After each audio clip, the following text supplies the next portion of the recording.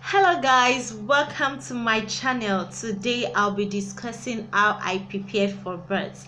So in the past few videos I've been discussing how my pregnancy journey has been, the symptoms, the experiences, and this particular video I want to do how to prepare for birth before my delivery story.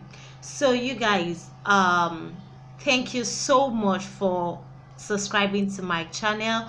If you're new to this channel, kindly click the like button or subscribe if you are interested in the type of content that I produce. So let's get down to the gist. Number one way that I prepared for birth was to prepare my mind. Preparation of the mind is actually very important, because the whole labor, no, you have not, as a first time mom, I just became a mom in July 2019, and I've never experienced it before. It's whatever anybody tells you is not as cogent as the one that you experience yourself. So I did a lot of reading, just like I've said in my former video, about the journey that I was currently on then. So one of the ways I prepared my mind was to read, study. Then I read a book called Supernatural Birth. It's a book that is common among pregnant women. If you're looking for a gift that you should give a new bride, I think that book is a perfect gift for a new bride. So I can't remember the author right now, but if I do, I'll probably put it in the description below. So the Supernatural Birth was a story of a woman that she had about 3 deliveries, and how she was able to trust the Holy Spirit to give her a divine birth, a birth without pain, without taking epidural or anesthesia to ease pain and all. So I read that book. Then the good thing about that book is that it has the confession aspect, so you get to confess the scriptures over your baby, over your delivery. So it kind of soak the whole atmosphere around you with prayers, positivity and all. So you get to be prayed up when you make such confessions. You can spend hours in tongues and all. So another thing that I did when I was pregnant, there was a time I was actually reading the scriptures, and I came across a particular verse that talks about waiting. And if there's nothing that I learned during this pregnancy, waiting is the only lesson I can say that I really learned, and I think I'm still learning every day. So I'll probably do a video on that to gist you in depth. So the verse was talking about how the Holy Spirit helps you when you are in waiting and you are tired. It makes prayers, it makes groanings out of his own will for you, and that the Holy Spirit helps you to, even when you don't know how to pray or what to pray, he's already there praying with you, helping you to pray, even when you cannot even open your mouth to pray, because it got to a stage when I was in labor, I couldn't say anything else other than Jesus help me. But I don't want to mix the stories together. Let me just forget that right now and just give you the gist of how I prepared for birth. So that was how I did it. So it kind of encouraged me that this journey, I'm not in it alone. The Holy Spirit is with me. The Holy Spirit will help me. The Holy Spirit will see me through. I will not lose myself. My spouse will not lose me. My child, I will not lose my child. Everything will end in praise, because this thing that I'm on right now, the pregnancy, is a way of fulfilling a divine mandate. So I just kept on praying like that. So it kind of prepared my mind, and I try as much as possible not to listen or let some stories that I see on Instagram or some testimonies of some people on Instagram get to me, get to my soul. So when I see some things, I pray for the person, then I pray that, Lord, this is what I want, this is what I want, I don't want this, I don't want that. So it becomes anything I see on Instagram or any social media platform that was negative became a way for me to pray about it. It became a prayer point for me, because once it can happen to someone, it can actually happen to you too. So but the Holy Spirit really helped me to channel my mind in the line of being positive always. Another way to prepare yourself is to prepare your body. One of the things I did was to walk. I do walk on Sundays after church. So I go on a stroll with my partner. You can do that too. So because labor actually requires a lot of strength and stamina, then I also make sure that I don't do too much of stress. Your spouse can help you do one or two walk in the house, because when you're entering into your trimester, please, all those vigorous work, just leave it. I'm not saying that you should not work, but don't overdo it, like when you were not carrying anything. So conserve that energy for labor. The next thing that I did was to shop for my baby stuff. So my sister Anu took me to a place in Oshodi. It's a one-stop shop for baby stuffs. So I just sat down, this, that, pick this. So I didn't stress myself at all. I didn't go to a call. You guys, I don't have time for that. I don't have that kind of stress. So that shop was really a blessing to me. So I was able to get everything that I want at the same price that we get at a co, because I'm very picky with price. I always like to get the best price that I can get. It's good. Another thing that I did was to pack my baby things. You say that, oh Sean, why are you breaking shop your baby things? We know that you will pack it now. Packing is very essential, because as I pack, I unpack. As I pack, I unpack. There are some days that when I'm in the house alone, I just start opening the box and start checking them. Sometimes I pray over them, sometimes I hug them, sometimes I fantasize about them. So packing, me saying that I packed my bag, was actually very important. So it's necessary that even though you keep on unpacking, please make sure that as you unpack, you pack it back. That's the most essential thing. Then I had a birth plan. That I was not going to have an epidural. So epidural is a kind of injection that it gives you that numbs you from the time to down, so you don't feel any pain or contraction from your tummy or anything. I don't know, it works for some people, it doesn't, but I never wanted such a thing. I didn't want an epidural. So, and also I wanted my spouse to be with me in the labor room. Some Nollywood movies kind of show that the man is outside worrying and all those. No, brother, come inside. You have to be there. So so it's good that your spouse or your partner is with you. It gives you a sense of support. It shows that you are not in it alone. The presence alone gives you strength. It makes the person also understand the whole pain that you're going through, the whole thing that you experience bringing a child to the world. And I think it makes the man have a sense of belonging, that is in this thing together with you. So another thing that I did was to learn about signs of labor, how labor starts. So this is how labor starts, in case you don't know how labor starts. So your baby drop to the pelvic region. You actually feel like something is hanging in your pelvic region. That's when your baby drops. Then another thing is you can have a bloody show, or they call it show. So it comes like a premenstrual period muco that you see. So that's bloody show, and your water might break. I didn't experience all those things because I was induced. So all this process met me when I was in hospital. So I'll just leave that for another video. I don't want to dive into that, but that is what I learned about when I was ready for labor. So then I learned about contraction, how to differentiate Braxton Hicks contraction, which is forced labor, from the true labor. So this is how you get to differentiate it. Number one, there it is regular. It happens every maybe 5 minutes, every 10 minutes, then it progress.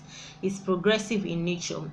Then as it grows, it grows stronger. When it's 30, when it comes for 30 seconds, the next one is going to be like 40 seconds, and when it is coming around that 40 seconds, the intensity is higher than when you than the former one. So it gets stronger and stronger, not weaker or at the same pace. So it gets stronger and it gets longer. That is how you differentiate contraction. Then at this top, the upper part of your tummy, it will be contrasting like a muscle, like your muscle is squeezing together. So you'll be feeling that at the top of the upper abdomen.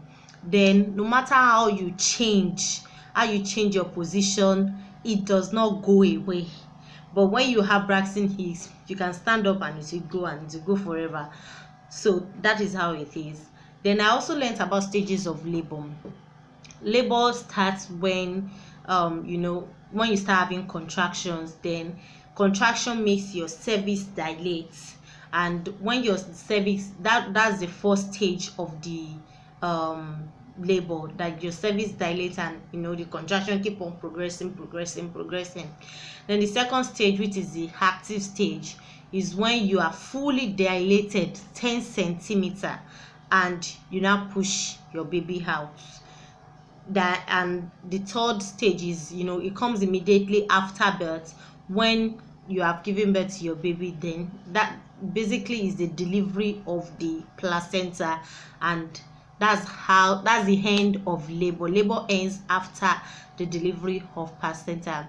So I also learned about birth positioning. Some people, I watched on baby center, that when you stand to give birth, is the pelvic is like this.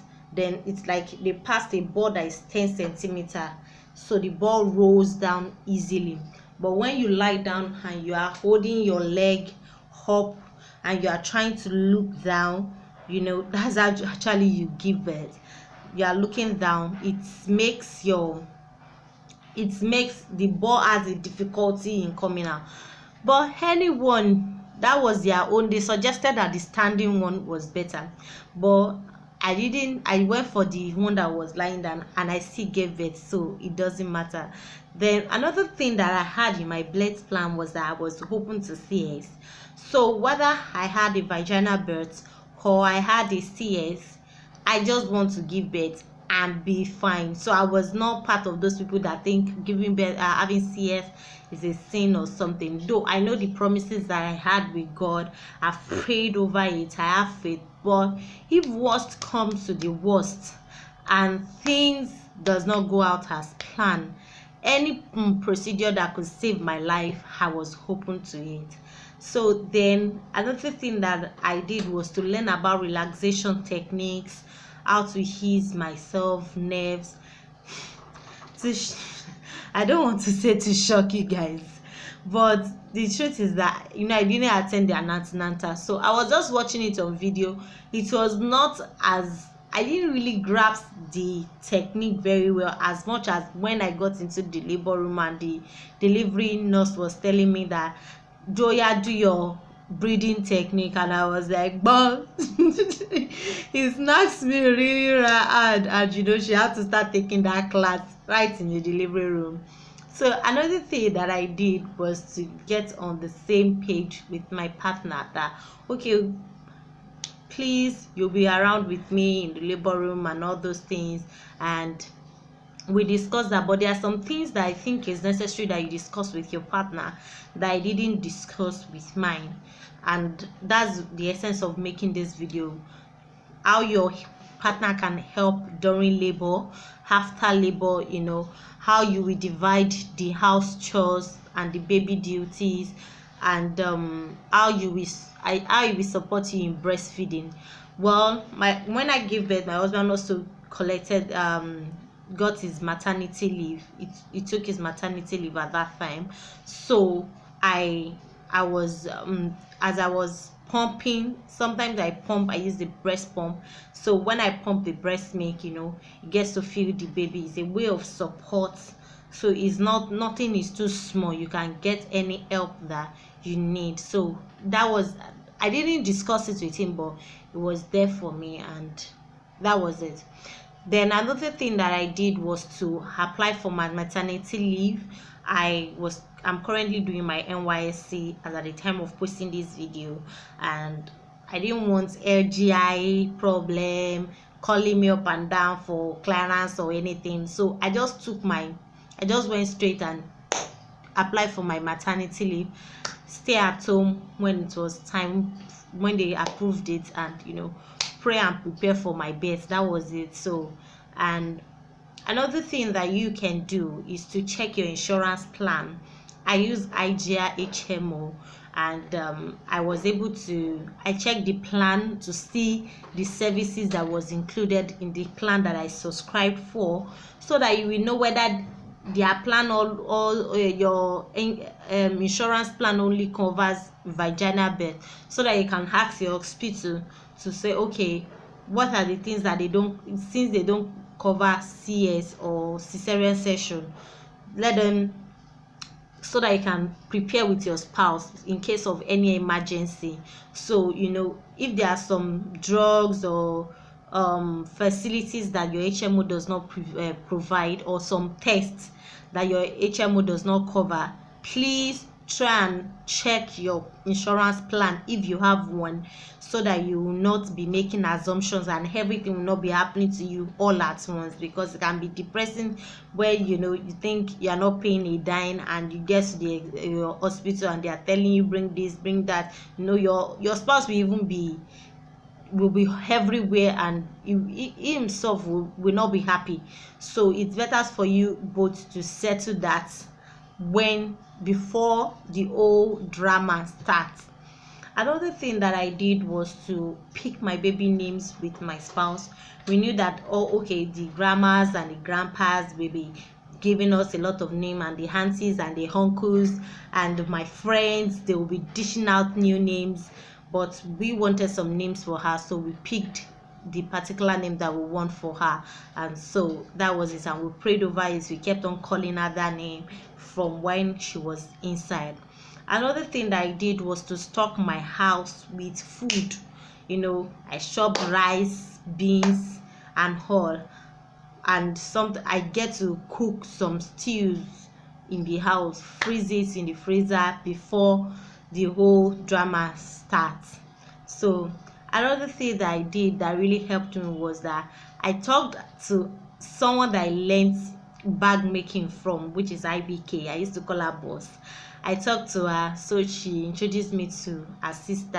Her sister is a doctor, so she gets to lecture me about some things, and that kind of eased my mind. I talked to so many moms, my sister, my pastor's wife, how is labor, why is it like, though some people did not tell me 100% the truth, but I was able to prepare my mind by asking the necessary questions.